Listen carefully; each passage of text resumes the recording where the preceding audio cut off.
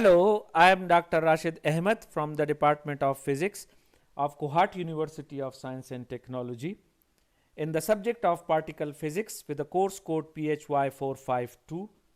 We are at the lecture number 26 and the topic is higher order Feynman diagrams. In our previous lectures, we have seen the process and methods of developing tree level diagrams. By tree level diagrams, I mean the lowest order diagrams.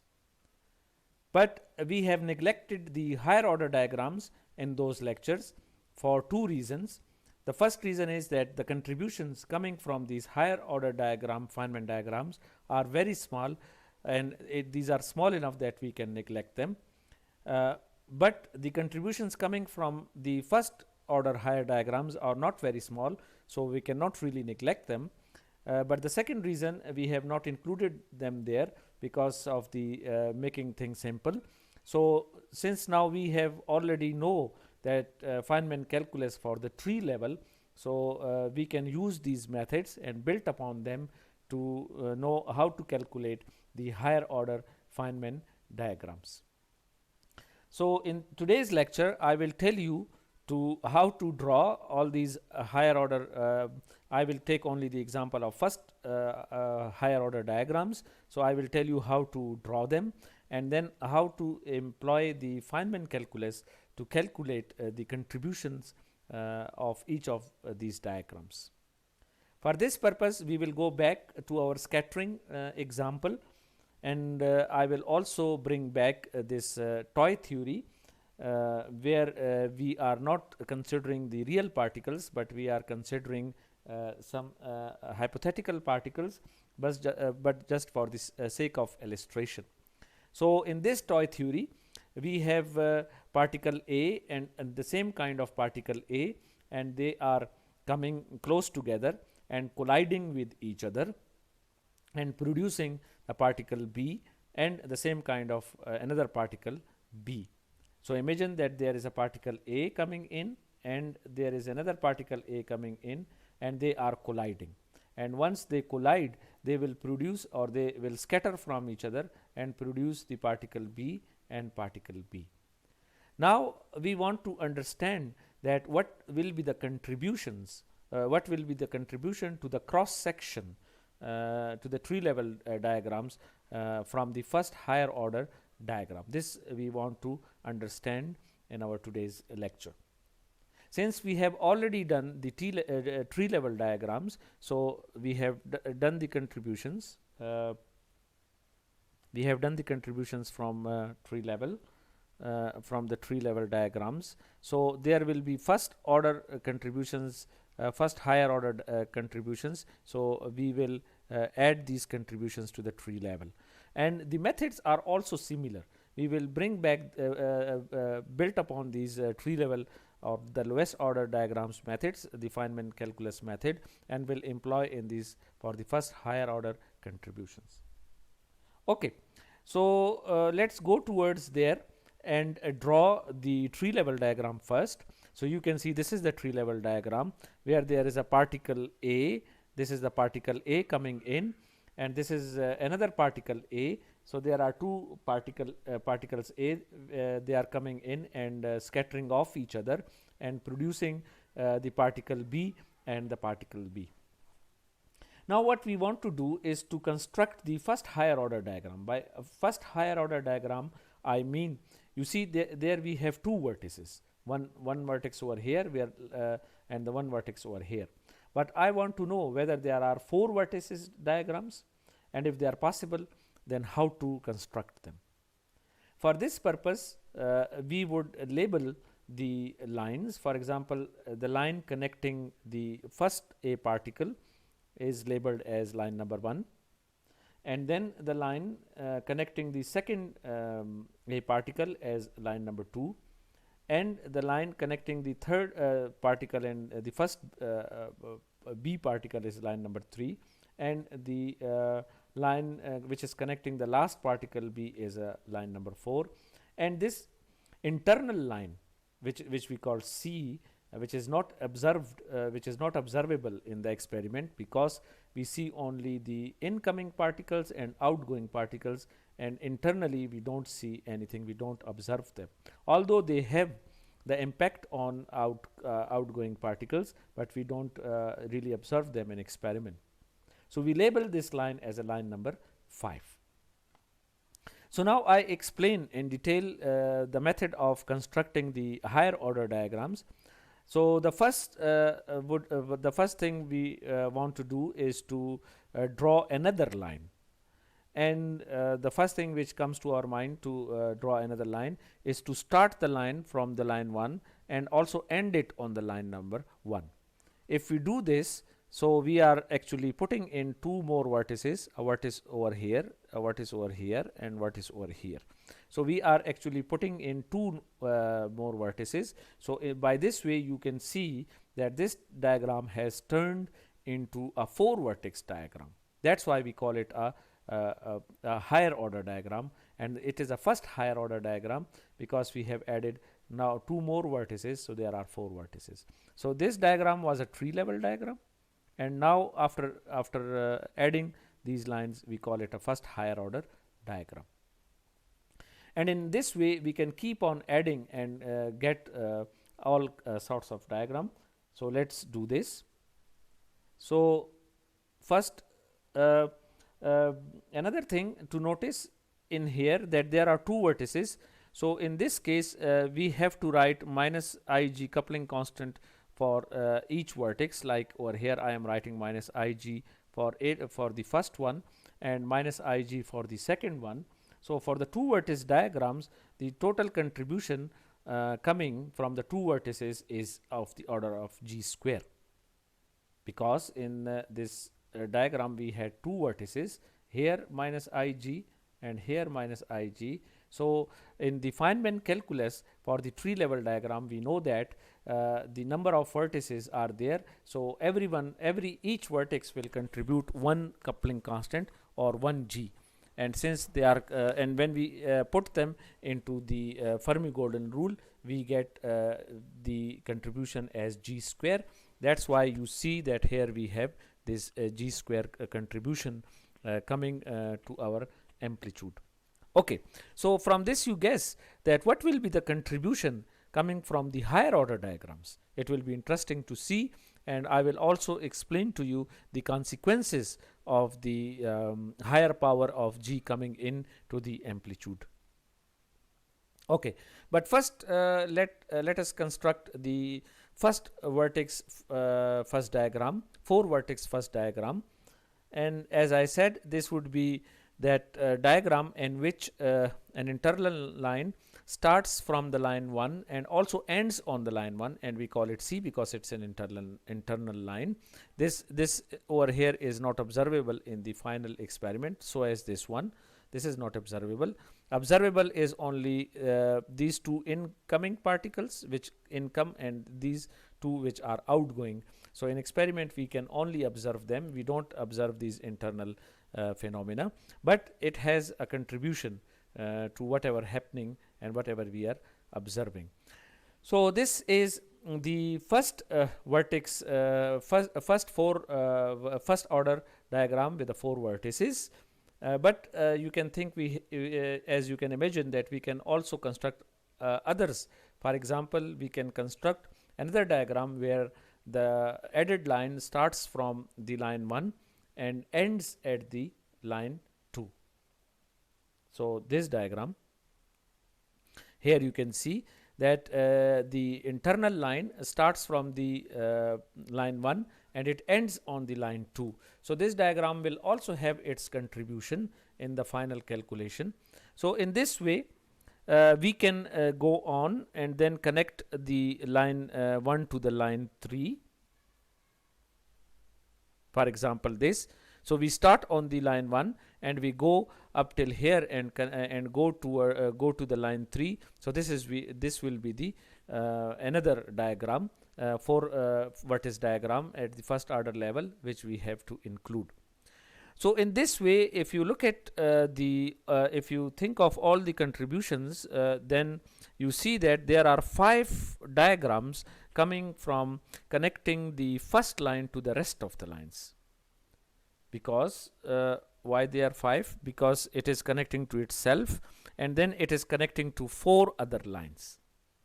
But if you look at the diagrams coming from connecting the line 2 to all other diagrams, so these are also 5, because the line 2 connecting to itself and to the rest of the 4. But one of them is not independent. The one which connects the line 2 to the line 1, this we have already considered, because when we were constructing the diagrams from line 1 to the line 2, this diagram, so we have already considered. So we will be careful in not counting it again. So therefore, the number of first order diagrams, that is 4 vertices diagrams, coming from connecting line 2 to all other lines are 4 and not 5. So over here you can see these are the 4. So these are coming from the connecting line 1 to the rest of the lines, and these are coming from connecting the line 2 to the rest of the lines. And this way you can think of that line 3 can connect to all other lines, and they are also 5, but since 2 of them are already considered, that is one in here and one in here, so therefore the diagrams coming from connecting line 3 to the all other lines are actually 3. So coming from 3 is 3, and similarly from the line 2 connecting to all rest of them, or line 4 to all rest of them is 2, and the final diagram is the only independent diagram left for the line number 5 is to connect to itself. So in this way you can see that the total number of diagrams we are having are 15. So we are having 15 total number of diagrams, first order diagrams, and now we have learned how to construct these first order diagrams which are having 4 vertices. But the next thing would be to calculate the contributions of each one of them. But before calculating this, there is another thing which would be interesting to mention, is the twisted diagrams. So we can also have twisted diagrams where we can twist the lines. For example, line A, now line B is not meeting line A, or it is meeting another particle A. So these will also have a contributions, and we have the disconnected diagrams, where you can see that in this disconnected diagrams, although they are giving a contributions, but these are disconnected. So in our today's lecture we are not considering the disconnected or the twisted diagrams, but we can also consider them. But since we are developing a process, it is enough to consider only the first order simple diagram where one internal line connects to the rest of the lines. Okay, so what to repeat or to recapitulate everything we have learned so far. So 4 vertices diagrams. So first of all, as I said, there are 5 diagrams in which an added line attaches to the line 1. Okay, that we have already now we have considered, and you know now what are these 5 diagrams where the line 1, the added line is connecting to the line 1, attaches to the line 1. And there are 4 diagrams in which added line attaches to the line 2, because one of them is already considered here, so these are number is 4. Okay, and then another thing which we already learnt is that there are 3 diagrams in which added line attaches to 3, because there are actually 5, but since 2 are already have been considered in the line 1 and line 2, so therefore in line 3 we will have only 3 diagrams. And in the line 4 we will have only 2 diagrams, because 3 of them have already been considered. And similarly, if we go on, then there are only one diagram. There is only one diagram in which the added line attaches to line 5. So now if we add them all together again, so you will see that again we get the number 15. So there are 15 diagrams, first order, higher order diagrams. Okay. So this was the recapitulation. After this recapitulation, although I have not discussed in detail, or we don't have to go again and see their contributions, but it is interesting to at least look at one of them and do the Feynman calculus, because we have developed the Feynman calculus for the tree level diagrams, and these are the same methods. So method will not change, the Feynman calculus rules will not change, they will remain the same, but it is again interesting to at least, or important to at least go for one of such diagrams and repeat the method, so that you understand it very well, and then the rest of the such diagrams you can do for yourself. So I repeat the steps quickly over here. So this is the one of the first order diagrams. You can see that there are 4 vertices, 1, 2, 3 and 4. So remember that first thing in Feynman calculus is to label the lines. So we have to label all the lines, internal or external. But there was a rule that whenever we have incoming or outgoing lines which we can observe in our experiment, we will label them with momentum P, that is P's. So here you can see that this incoming line A is labeled as P1 because this is an incoming line and which can be observed in the experiment. And similarly, another particle, there was 2 A particles because it was a scattering. So here you can see this A is labeled with a P2. So there are 2 incoming lines and we have labeled them P1 and P2 because first of the Feynman calculus rule was to label these lines and label the experimentally observed lines with the P's, and these P are actually momentum. And then the outgoing line was B, first B, that it is labeled P3, and the another outgoing line is B again, so this is labeled as P4. So these were the lines incoming and outgoing which were observable. We have labeled them with P and also drawn these arrows to show that these are the incoming lines and these are the outgoing lines. So next we turn to the internal lines. We have to also label the internal lines but with a different symbol, that is Q. So we have labeled this line between the first vertex and the second vertex, or between this loop and from this first vertex, and we label them as Q1.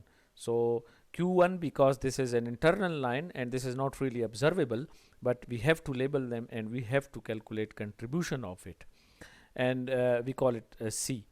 And when you come to from this second vertex to the third vertex, and in this loop we have labeled this internal line as a Q3, and we call it a B.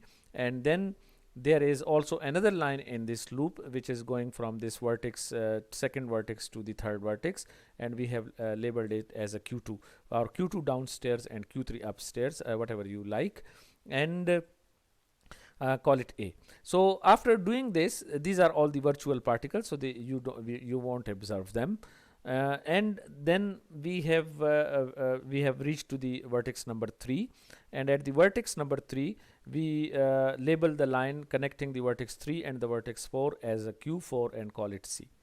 Okay, so whenever, remember that you are connecting 2 lines, and if C is here and another C is here, so you have to name it as a different particle. Okay, so once we have labeled all the internal and external lines, the next step was to write the factor minus ig for each of them, for each vertex. So we will write minus ig for this vertex, minus ig for, and where g is the coupling constant as you know, and minus ig for here, and minus ig for here. So now you can see we have 4 vertices and therefore 4 coupling constant, 1 coupling constant, second, third and fourth. So therefore at the end you will see that we will get the contribution of g to the power 4. And then we have to write the volume elements. You can see now there are 4 of them, so we have to write 4 volume elements and plug into the Fermi-Golden rule, and from there then we have to calculate the integrals and so on. So but for this diagram now you know that how to work with the first higher order diagrams. It's not different than tree level diagram, it's just the similar, so it's tedious or more work, but not difficult work, but it's just the repetition of what you have done at the tree level. Okay, so next, after the applying Feynman rules, all these rules as I have explained there, that is labeling and writing the coupling constants for each vertex, and then also writing the delta functions.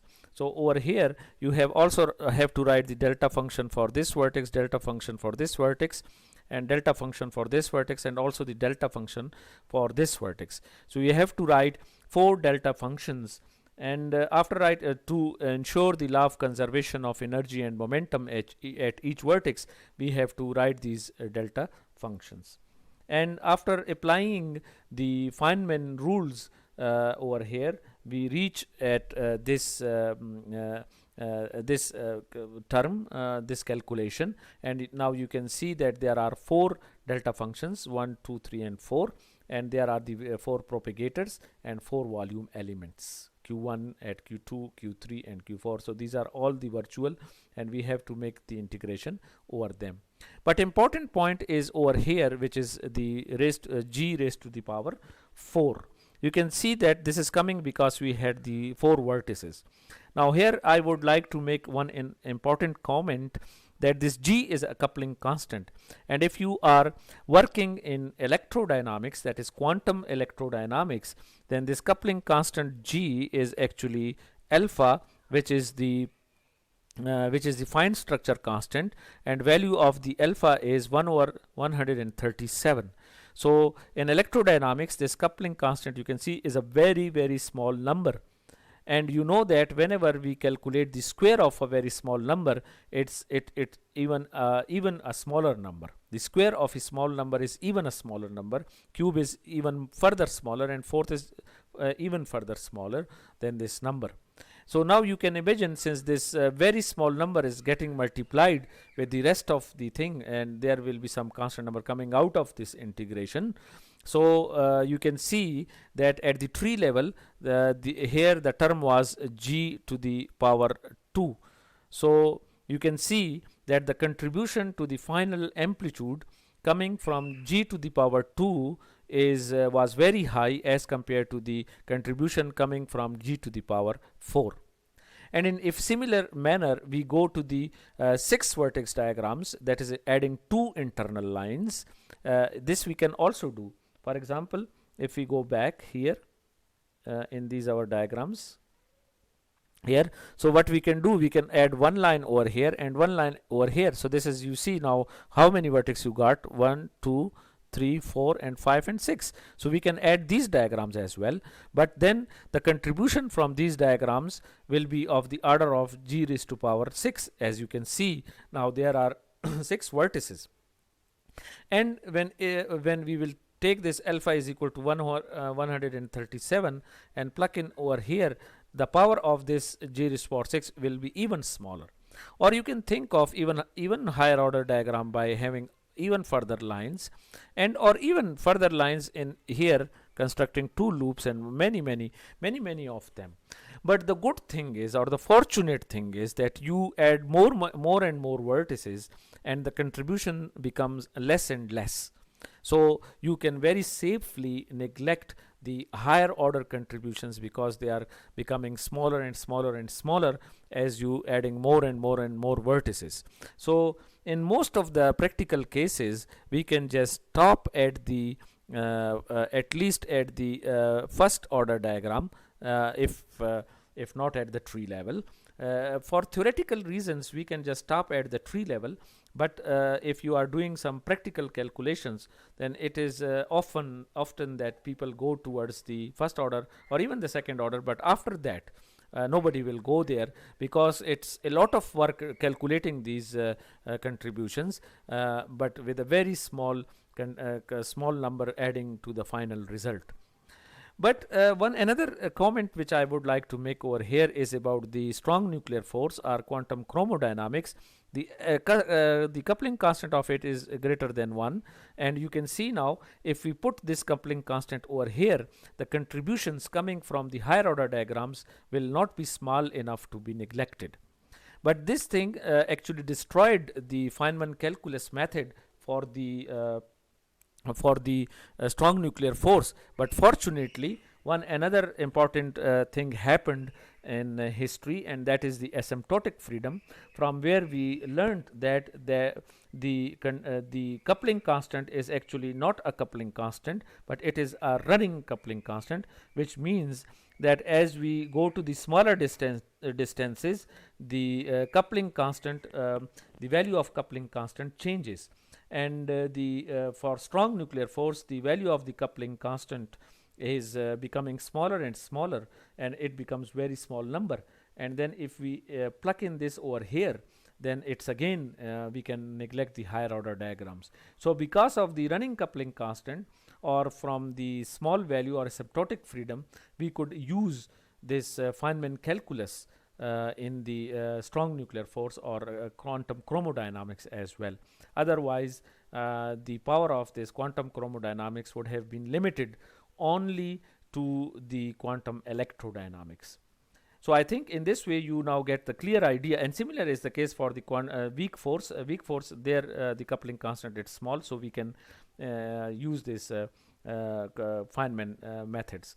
So by this I hope that you have now got the idea of calculating the amplitudes and how these coupling constants are working there, and why we neglect these higher order diagrams in the Feynman calculus.